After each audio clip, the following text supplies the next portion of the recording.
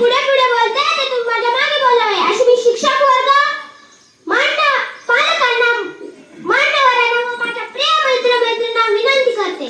ही चिमुकली आम्ही आमुकली, ही चिमुकली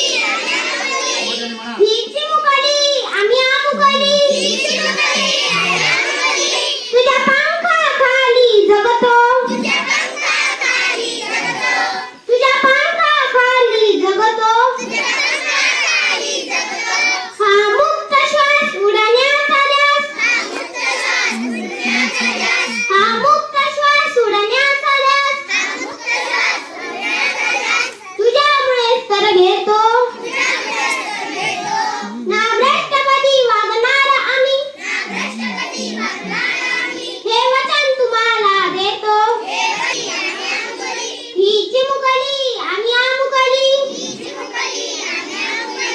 तुझ्या पंखाखाली जगतो, तुझ्या पंखाखाली जगतो. भारत माता की धन्यवाद. तुम्ही माझी चारोळी ऐकून घेतल्याबद्दल. सर्वप्रथम 77वा स्वातंत्र्य दिवस याविषयी मला जी बोलण्याची संधी मिळाली व तसेच माझ्या शिक्षक पालक वर्ग मान्यवरांना माझ्या प्रिय मित्रमैत्रिणींचे मी आभार मानते. माझ्या भाषणाची सुरुवात एका चारोळीचे कारण काय हा प्रश्न तुम्हाला नक्कीच पडला असेल. पण खरंच मला माझ्या देशाचा खूप अभिमान वाटतो आणि तो व्यक्त करायचा वाटला म्हणून मी त्या चारोळ्या सांगितल्या. आणि तोच अभिमान तुम्हाला सुद्धा वाटायला पाहिजे, कारण तुम्ही जवळच्या देशांची उदाहरणे घेऊ शकता. आज काय परिस्थिती आहे त्या देशांची, जसं की आज बांगलादेशाची काय परिस्थिती आहे हे तुम्हाला सर्वांनाच माहिती आहे.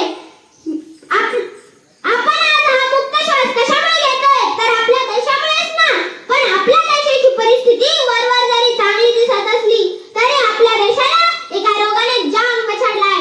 मी कोरोनाविषयी नाही बोलत, पण मी कोणत्या रोगाविषयी बोलते हा प्रश्न तुम्हाला नक्कीच पडला असेल. पण मी त्या रोगाविषयी बोलण्यापूर्वी तुम्हाला एक गोष्ट सांगते. त्या गोष्टीवरून तुम्हाला समजेल की मी कोणत्या रोगाविषयी बोलते आणि तो कोणता रोग आहे.